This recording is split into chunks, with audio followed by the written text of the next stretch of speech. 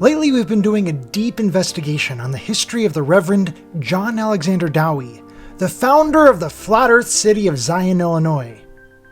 Previously, I mentioned how when he united the people and founded the city, it wasn't over flat earth. Instead, he united the people in a war against the mainstream hospitals and pharmaceutical companies. And his primary message was that we can be healed through faith in Jesus Christ.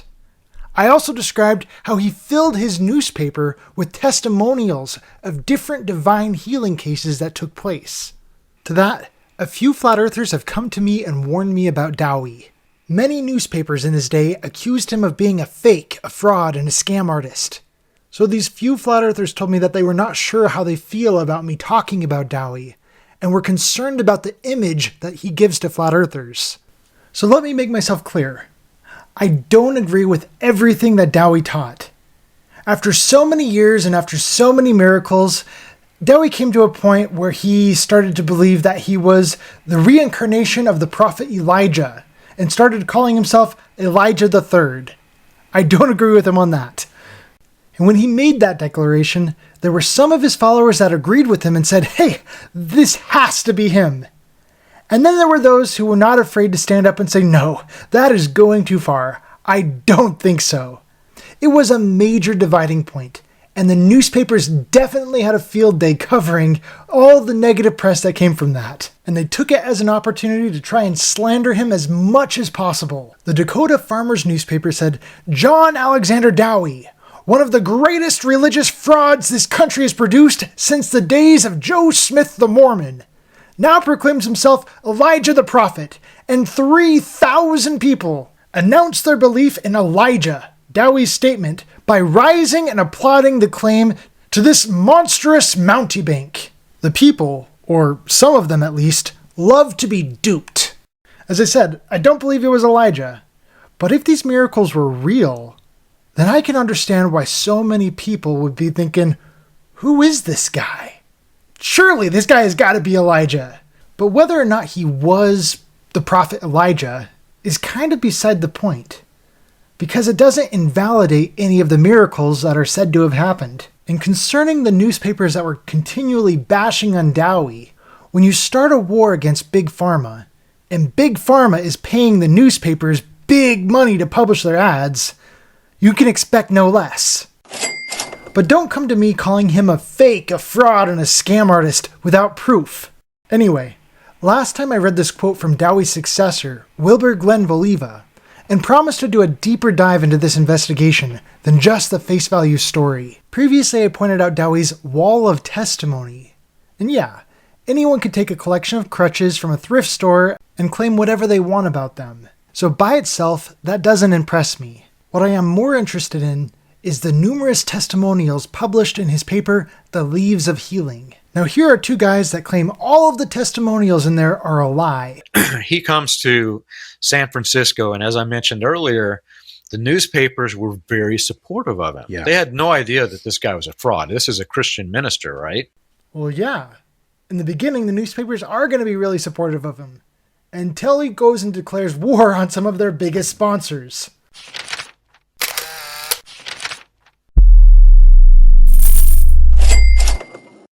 So he claims that he's healed all of these people in England and in Australia, and the way his ministry worked, he would enter a facility, invite a bunch of people to come, and he had this stack of papers that, who knows, he may have written himself, but these were testimonies of these people healed in another country. Well, the newspapers were printing these things that cannot be verified as though they were fact. Yeah. And so the readers would read these things and, oh my gosh, this man really healed these hundreds of people. I want to be healed too. And they all show up, they all flood. Yeah. And the way it worked was he would tell them all that they were healed instantly. And every single place that he visited, the papers that he would show the people weren't from the sessions of healing in that city. They would always be from another city, just like the snake oil salesman in Bonanza. I healed all these people with this snake oil in this other city. None of the people in the current city ever gets anything. Yeah. The newspapers eventually caught on to this strategy. That's a big claim. Is there any truth to what he's saying here? Here's his pile of papers, The Leaves of Healing. This is Volume 1, Number 1, showing a picture of the very first healing home that he set up. It's in the background right next to the tabernacle.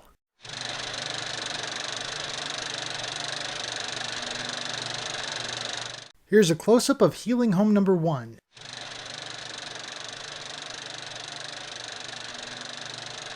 Here's the first testimony of someone that was healed. We are able to see a picture of him, and we're even able to see a specific name, Willie Esser, along with his address. Look at that.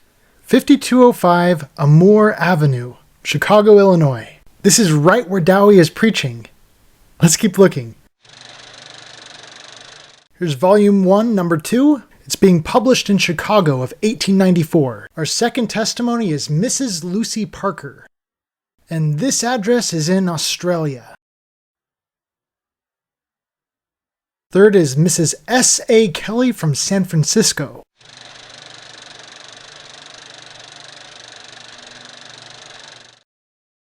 Please note that this is a weekly newspaper, and in this next week we have Mrs. Ida W. Lowry. And from the looks of it, her address is 2828 Calumet Avenue in Chicago. Another local resident.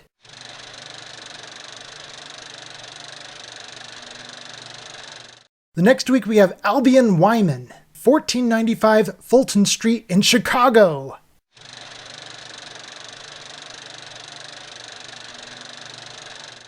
Maggie E. Parsons from 1014 Sprate Street in Madison, Wisconsin, which isn't too far from Chicago.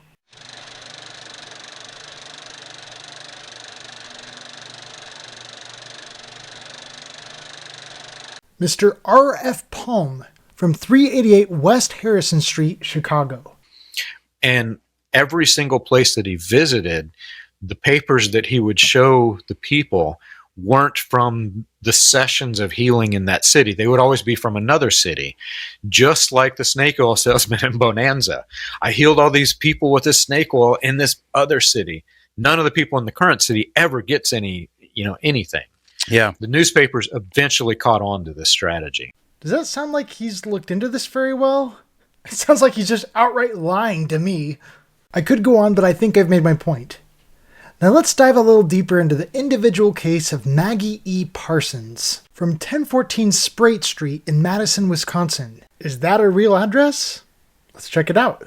It's a real address. Here's what the place looks like today. So when Dowie is putting real addresses in his newspaper, people could send letters to actual places and verify the claims for themselves.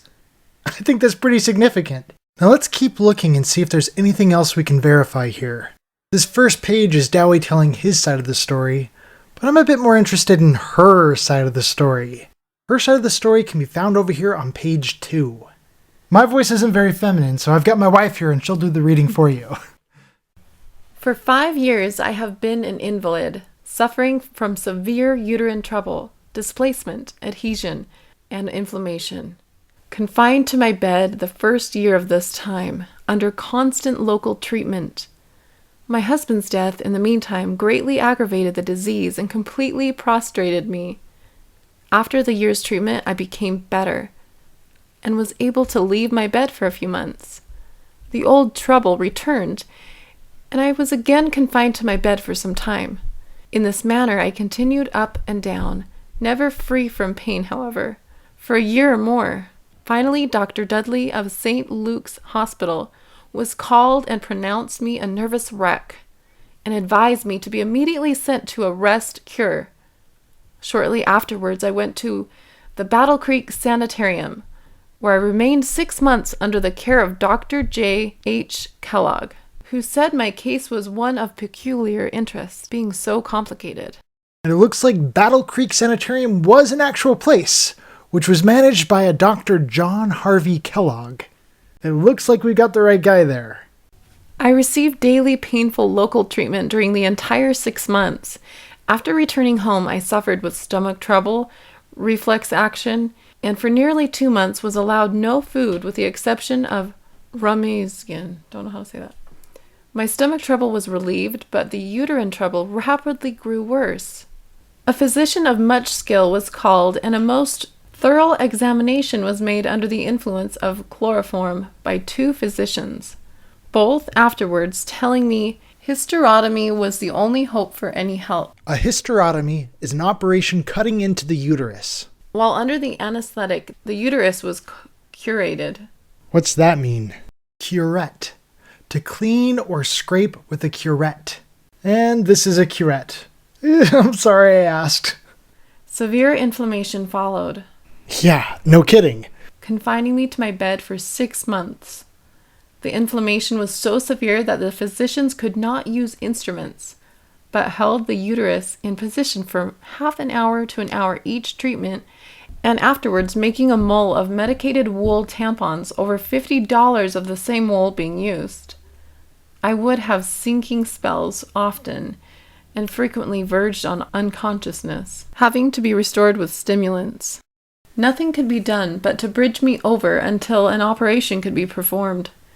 After my physicians left for Germany in April last, I was placed in the care of a magnetic healer of many years' experience, who promised to accept no payment if at the end of 1 month's treatment I was not greatly improved. At the end of 5 weeks, the assertion was made that I was more prostrated, That means bedridden. vitality lower than ever, Her overall health is looking much lower than it's ever looked. and that the surgeon's knife alone could cure me. And unless that quick, Maggie Parsons was not long for this earth. If you don't get this operation, you're not going to live for very much longer.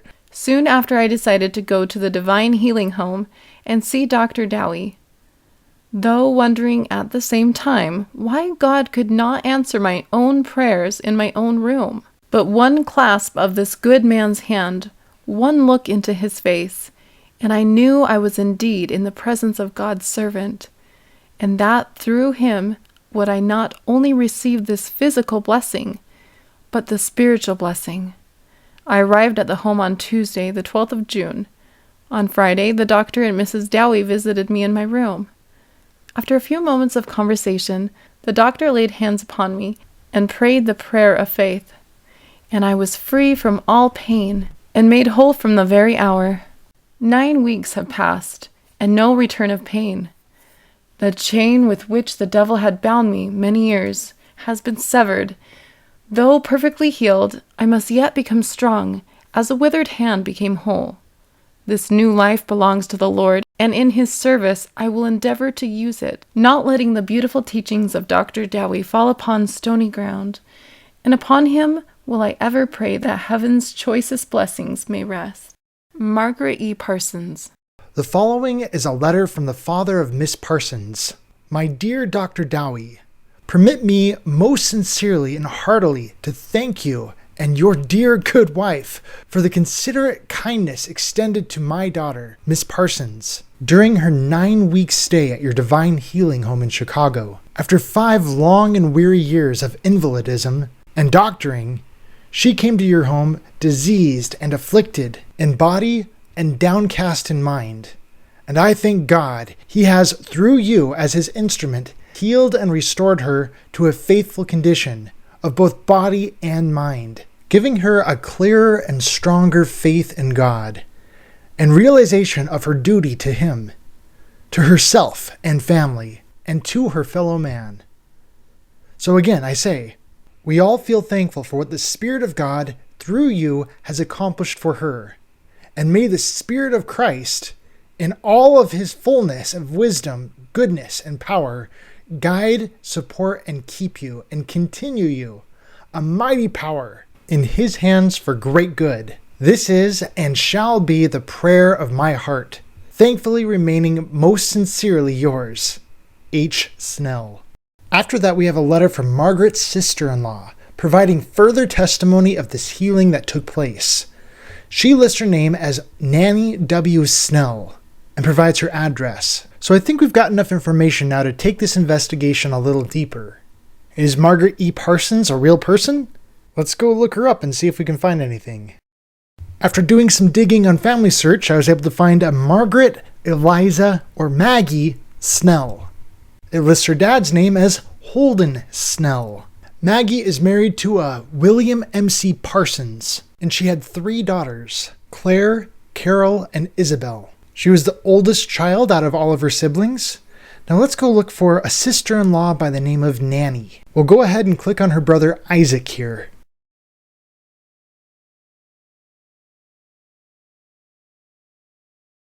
Bam! Looks like Isaac married a Nanny Burton Warren. So it looks like we found the right person here. Yeah, we've got Maggie Parsons, whose maiden name is Snell, and her dad is an H. Snell.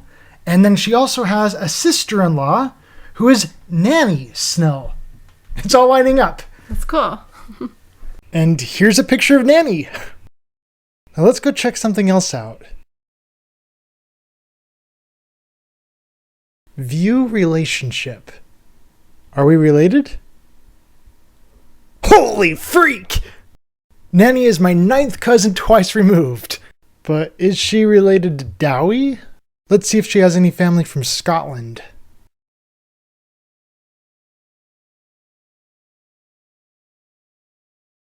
Born in England, died in Connecticut. Born in England, died in the Massachusetts Bay Colony. England, Massachusetts Bay Colony. Let's widen our search and take a look at all of her grandparents here. Born in Massachusetts, died in New York. Born in Vermont, died in New York. Born in Virginia, died in Ohio. Born in Ohio, died in Ohio.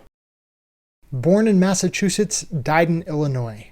Born in Massachusetts, died in Nebraska. Born in Ohio, died in Illinois. Born in Kentucky, died in Illinois. So I'm not seeing any close relationship with Dowie here. But here's a picture of Margaret's dad, Holden Snell, which is pretty cool. Now let's go click on the View Relationship button with Maggie and see if I'm related to her. Whoa! She is my 8th cousin 3 times removed. And by the looks of it, I'm related to Maggie using completely different lines than I am related to Nanny. This line is going through her dad, Holden Snell. Our common ancestor goes back to John Warren and Margaret Abbott, which is completely different than my nearest common ancestor with Nanny. And if we take a look at Maggie's grandparents, we see that none of them are from Scotland or Australia. So by all appearances, this checks out. I'll close this up by reading Voliva's statement once more. Dowie's successor. You will find all these things in the papers, Leaves of Healing and the Theocrat, in addition to wonderful testimonies of healing and of salvation. I will pay $1,000 to any man or woman who will successfully challenge any testimony that we print. The name and address of the person appears, and also the names of the doctors who treated the case, and of the hospitals where the patient stayed. I hear of other movements that say they have people healed, but I have not found their witnesses. Let them bring forth their witnesses. If you come to Shiloh Tabernacle, I will show you a carload of crutches, plaster of Paris casts, high-heeled shoes, guns and revolvers, and so on. I shall show you a plaster of Paris cast left by a man who came from St. Luke's Hospital, Chicago, to Zion only a few months ago. I shall show you the steel brace of a lady from Grand Rapids, Michigan, who was sent to Zion by her doctor. Produce the goods or get out of business. One of the two. Those words are all the more powerful after taking this deeper look into things. Thank you all for watching. This message is brought to you by the Flat Earth Institute of Science. Zion City is free from the presence of fallen women and houses of pain, which are the very gates of hell leading down to death. Zion City is free from secret lodges and many other evil things that cost the cities of all lands.